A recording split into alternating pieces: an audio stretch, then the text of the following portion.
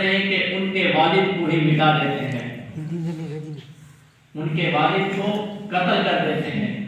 قتل کرنے کا ایک پروگرام بنایا کہ حضور کے والد کو جب ہم قتل کر دیں گے، آخری نبی کے والد کو ہم قتل کر دیں گے تو وہ تو مر جائیں گے اور آخری نبی دنیا میں تشریف نہیں لائے گا اور ہماری حکومت چلے گی۔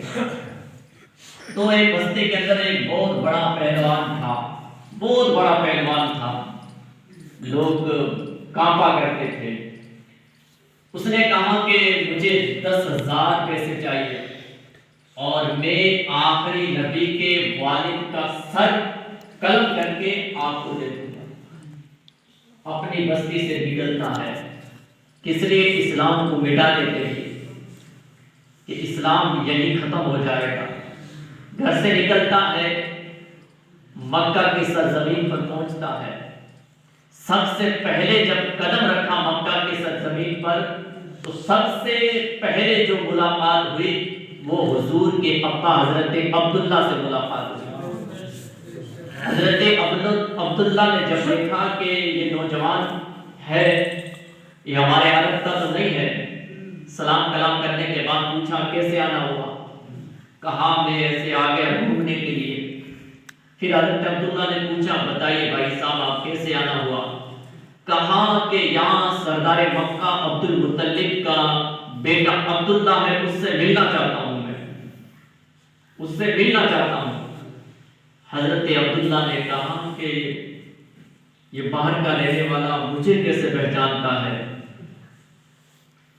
جھولا تھا، جھولے سے کچھ کھجوریں نکالی اور کہا کہ بھائی صاحب آپ یہ کھجوریں کھائیے، یہ کھجوریں کھائیے۔ اس نے کہا نہیں، کہا آپ کو کھانے پڑے گی کھجوریں کھانے کے بعد میں کہا کہ عبداللہ سے کیا کام ہے؟ کہا عبداللہ سے کچھ کام ہے۔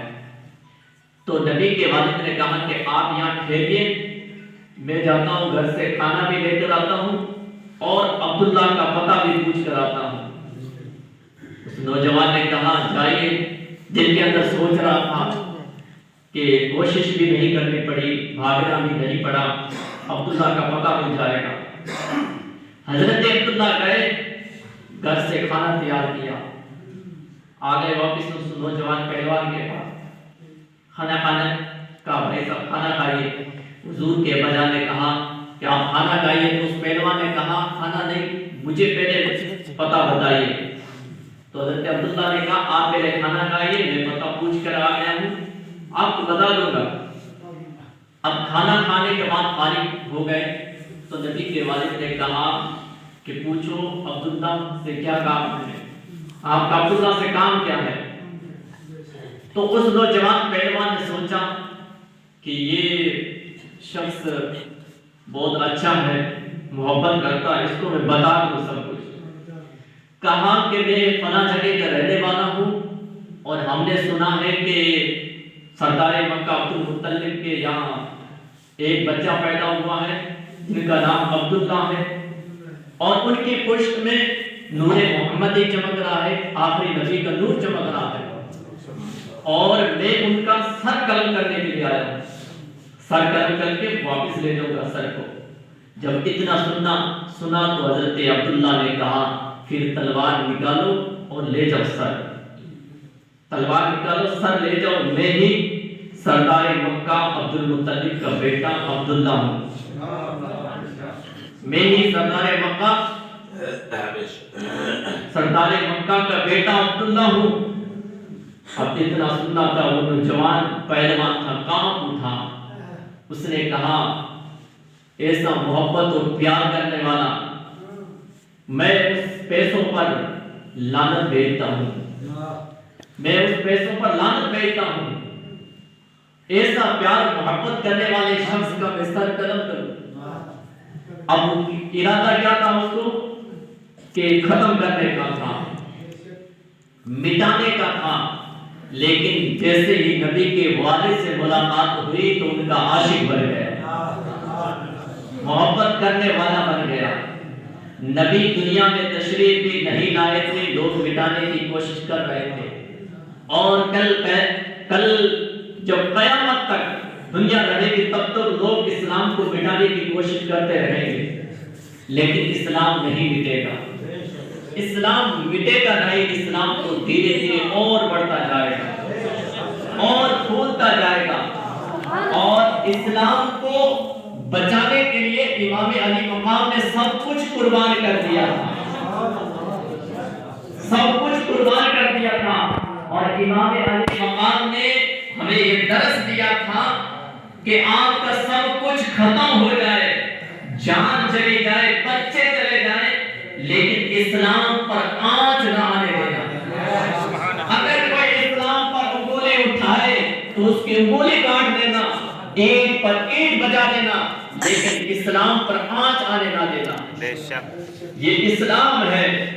لوگ تو آج اندھے بھکت ہو کر اور یہ ہلدی کلر کے کرتے پہن کر، جبے پہن کر بہت بڑے کہ ہمارے پاس حکومت، آج ہمارے پاس آ گئے، اسٹیج پر کھڑے کھڑے زہر پھکل رہے ہیں اسلام کے خاطر، کبھی قرآن کو مٹانے کی کوشش کر رہے ہیں، کبھی اسلام کو مٹانے کی کوشش کر رہے ہیں، لیکن جو بھی اسلام کو مٹانے کے لیے آیا وہ خود ختم ہو گیا ہے، لیکن اسلام کو نہیں مٹا سکا ہے۔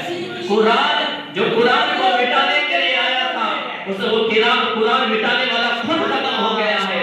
آج سے کئی دن پہلے ایک بدبخت لکھنؤ کے اندر اس نے قرآن پر انگلی اٹھائی کہ قرآن کو مٹایا جائے، قرآن کی 26 آیتوں کو مٹایا جائے، لیکن اللہ کا عذاب ایسے نازل ہوا کہ وہ اسلام سے چلا گیا، اسلام دھرم چھوڑ کر چلا گیا، اسلام کو چھوڑ کر چلا گیا۔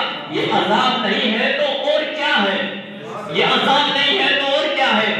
جس نے بھی اسلام کے خاطر، قرآن کے خاطر جس نے بھی غلط قدم اٹھایا ہے، اللہ نے دنیا کے اندر بھی چشمہ دکھا دیا ہے۔ قبر میں تو ہو گئی صحیح، لیکن دنیا کے اندر بھی رب نے یہ چشمہ دکھا دیا ہے۔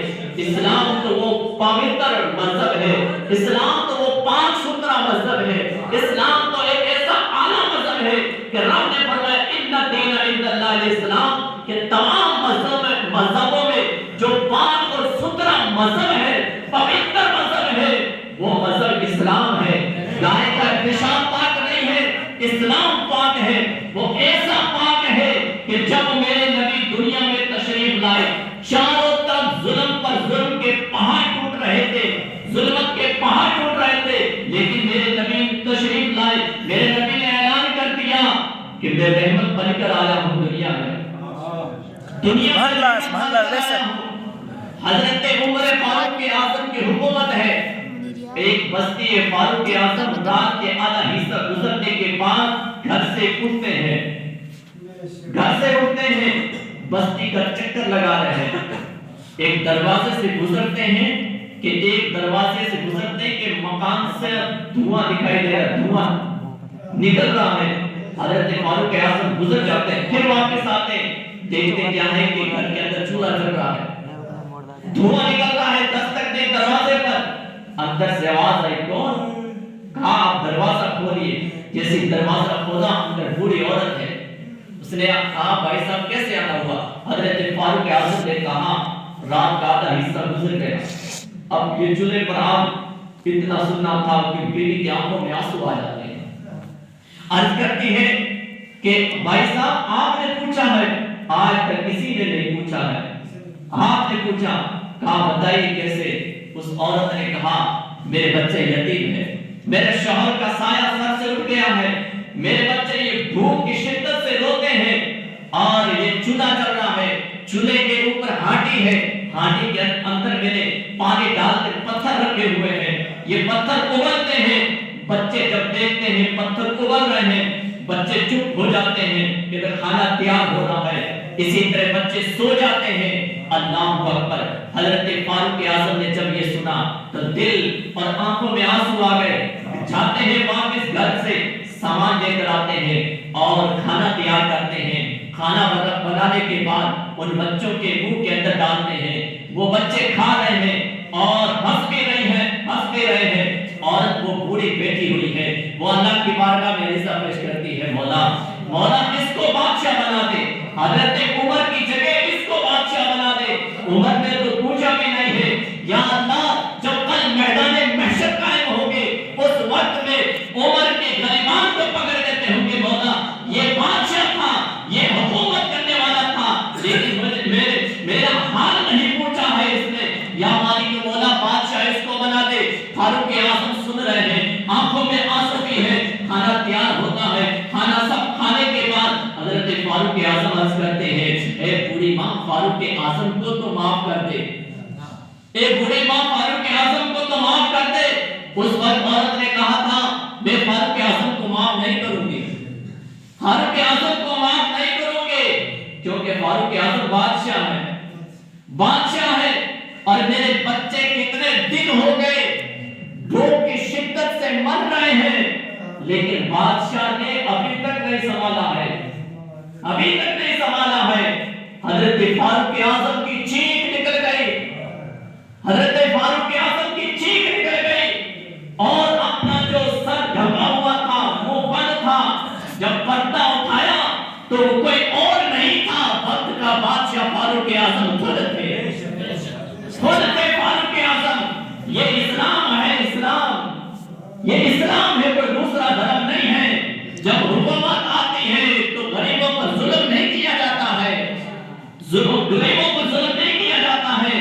وہی 22,000 ملکوں کا مالک، آدھی دنیا کا بادشاہ، آدھی دنیا کا سمجھو پردھان منتری کو خود جا کر غریبوں کو بانٹ رہے ہیں، غریبوں کو بانٹ رہے ہیں۔ لیکن آج تھوڑے سے لوگوں کو آدھی حکومت آ گئی، لوگ کہتے ہیں اسلام کو مٹاؤ، اسلام تو آتنکواد ہے، قرآن ختم کیا جائے۔ میں کہتا ہوں تمہارا بات ہوگا آتنکواد، اسلام آتنکواد نہیں ہے۔ اور ہندوستان میں یہ باہر سے آئے ہوئے مسلمان نہیں ہیں۔ آخری بات، غریب نواز جب اجمیر کی سرزمین پر آئے تو لوگوں نے کہا یہاں بادشاہ کے اونٹ بیٹھتے ہیں، غریب نواز نے کہا بادشاہ کے اونٹ اور جگہ بیٹھ جائیں گے، کہا نہیں یہی بیٹھیں گے۔ غریب نواز کھڑے ہوئے کہ بیٹھتے ہیں تو بیٹھنے دے، اب اونٹ بیٹھ گئے اونٹ۔ صوبے کے وقت آئے بادشاہ پرتھوی راج چوہان کے وہ تھے اونٹ چلانے والے کہ اونٹ کو کھڑا کیا جائے، مار مار کے تھک کے آدھا دن گزر گیا، اونٹ کھڑے بھی نہیں ہو رہے ہیں، اونٹ کھڑے بھی نہیں ہو رہے ہیں، زمین نے اونٹ کو پکڑ لیا۔ اب بتاؤ کہ اس وقت تو مسلمانوں کی حکومت نہیں تھی، ان یزیدیوں کی تھی، لیکن غریب نواز کا ایک ہی زبان سے نکلا ہوا جملہ، غریب نواز نے کہہ دیا تو زمین نے جانوروں کو پکڑ لیا، جانوروں کو پکڑ لیا، جانوروں کو نہیں اٹھا سکے تو بسائے ہوئے مسلمانوں کو کیسے اٹھا سکتے ہیں؟ ووٹ لینے سے کوئی اٹھا نہیں سکتا ہے۔ آج بولنے والے مسلمان ہیں، کبھی کس کو ووٹ دے دیا، کبھی کس کے ہاتھ میں اپنا ہاتھ دے کے ایمان بیچ دیا، کبھی کسی کو دے دیا۔ لیکن مسلمانوں سمجھو، اب نہیں سمجھو گے کب سمجھو گے؟ اب نہیں سمجھو گے تو کب سمجھو گے؟ اب سمجھو، یہ ووٹ ہے، ووٹ کی بہت قیمت ہے۔ آج ہم نے ووٹوں کو کسی کے ہاتھ پر دے کر ختم کر دیتے ہیں ووٹوں کو، لیکن ووٹوں کی بہت قیمت ہے۔ اب سمجھ کر ووٹ دیا کرو۔ ایک آدمی میرے جیسے کہہ دیا کہ فلاں کو دینا، کہ سب ہم اس کے پیچھے بھاگ جاتے ہیں کہ ہاں یہ سیدھے راستے پر چلا رہا ہے، لیکن سیدھے راستے پر نہیں چلا رہا ہے، وہ خود ٹیڑھے راستے پر چل رہا ہے، تو ہمیں کو بھی ٹیڑھے راستے پر لے کر جا رہا ہے۔ اس لیے آپ اپنے ووٹوں کو بھی سنبھال کر رکھو، ایسے بندے کو دو جو ہمیں دنیا کے اندر کامیابی ملے، دنیا کے اندر بھی کامیابی ملے، اور ہمارا ایمان بھی صحیح سلامت رہے، ایمان بھی صحیح سلامت رہے۔ دوستو، بزرگوں، ہر چیز میں دیکھا جائے، یہ مسلموں کا ہر پروگرام میں دیکھا جائے لوگ بڑھتے جا رہے ہیں، بڑھتے جا رہے ہیں، اور ہمارے گھٹتے کو جا رہے ہیں، ہمارے گھٹتے جا رہے ہیں، مسجد خالی ہوتے جا رہے ہیں۔ ہے تو یہی دنیا میں نہیں، پر ایک بندہ جاتا ہے، دو پیچھے پیدا ہو جاتے ہیں، وہ کہاں جاتے ہیں؟ دو جاتے ہیں تو چار پیدا ہو جاتے ہیں، وہ کہاں جاتے ہیں؟ ہمارے تو دھیرے دھیرے گھٹتے جا رہے ہیں، جیسے جیسے دن گزرتے جا رہے ہیں، جیسے جیسے مسجد دھیرے دھیرے خالی ہوتی جا رہی ہے۔ ہاں، اب مسجد کو خالی نہ کرو، پھول کرو مسجد کو، بھرا کرو مسجد کو، اپنے اولاد کو لے کر آیا کرو، بیٹاؤں کو لے کر آیا کرو، سمجھاؤ تھوڑا مسجد کی طرف۔ ایک مرتبہ تو مسجد میں آؤ، کبھی کوئی پارٹی ہو جاتی ہے تو ہمارا اے سے لے کر جڑ تک چلے جاتا ہے، چھوٹا بڑا سب پوتے بھی چلے جاتی ہیں، اور مسجد کا نام لیا جائے تو لگتا ہے کہ نانے اور نانی کا سوال ہو گیا۔ کہ گھر پہ بیٹھیں گے فاتحہ پڑھیں گے مسجد میں پہنچ جائے. اس لیے اب پروگرام میں جاؤ یا نہ جاؤ تمہاری مرضی ہے لیکن مسجد میں آیا کرو. جو بوڑھے لوگ بیٹھے ہیں ان کو بھی کہو کہ آپ بھی آیا کرو. ایک قدم بولتے قبر کی طرف ہے, ایک قدم تو ہمارا قبر کی طرف جانا ہے, پھر بھی ہم مسجد میں نہیں آتے ہیں. تو آپ دعوت دو اسلام کی, جمعے کی دعوت دیا کرو, ثواب ملتا ہے. کہنے میں ثواب ملتا, آئے یا نہ آئے اس کی مرضی ہے, لیکن ہم کہہ دیں گے وہ بھی ثواب ملے گا. ہاں اب کہو گے نہیں جا کے سب کو پڑوسیوں میں